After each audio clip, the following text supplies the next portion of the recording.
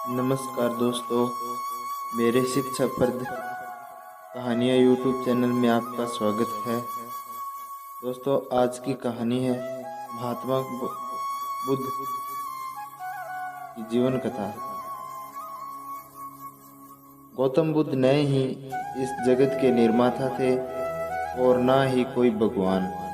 महात्मा बुद्ध का कहना था कि इस सृष्टि का कोई भी व्यक्ति इस बुद्धत्व को प्राप्त कर सकता है। सच तो यह है कि बुद्ध भी एक साधारण इंसान थे। केवल उन्होंने अच्छे विचारों का पोषण और बुरे विचारों का त्याग किया। आइए जानते हैं उनके जीवन के बारे में। जन्म। महात्मा बुद्ध का जन्म 563 ईसा पूर्व लुम्बिनी कपिलवस्तु में हुआ था, जो कि नेपाल में स्थित है। उस समय पर भारत को जम्बूद्वीप के नाम से ही जाना जाता था। महात्मा बुद्ध का जन्म शाक्य वंश में हुआ था, जो कि रोहिणी नदी के किनारे स्थित है। उनकी माता का नाम माया देवी था और पिता का नाम सुधोधन था। उन्हें बालक का भविष्य जानने के उद्देश्य से कुछ साधुओं और विद्वानों को बुलाया गया। उन्होंने कहा कि या तो यह बालक चक्रवर्ती सम्राट होगा और पृथ्वी पर राज करेगा, या बुद्ध होगा।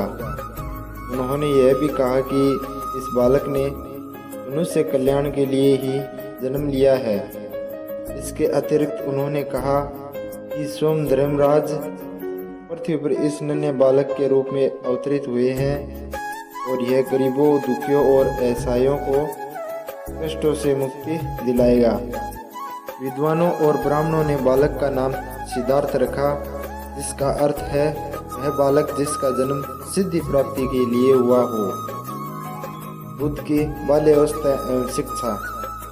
बचपन से ही सिद्धार्थ को बौद्धिक और आध्यात्मिक विषयों में बड़ी रुचि थी।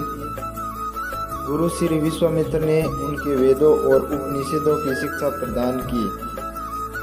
उन्होंने राज्यसभा की बैठकों में शामिल होकर शासन कला की शिक्षा ग्रहण करी। गौतम बुद्ध सिद्धार्थ बाकी सभी बच्चों की तरह चंचल नहीं थे। वे बाकियों की तरह शरारत नहीं करते थे। वे वृक्ष के नीचे बैठकर दुनिया की चिंता किया करते थे।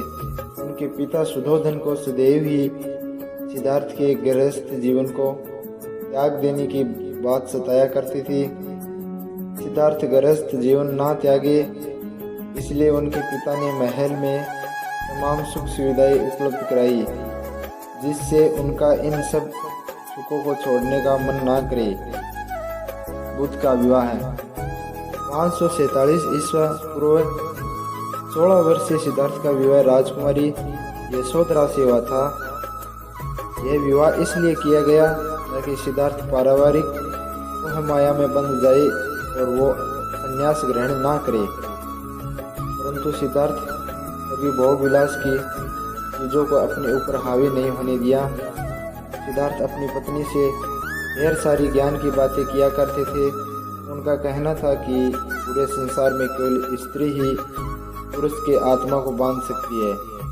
इसी बीच यशोधरा ने पुत्र राहुल को जन्म दिया। सिद्धार्थ महल में रहकर भी वह बाहरी दुनिया के बारे में चिंतन के कारण भोग विलास की चीज़ों का आनंद उन्हें फीका लगता था तथा पारिवारिक मोह को कभी अपने लक्ष्य प्राप्ति के मध्य नहीं आने दिया।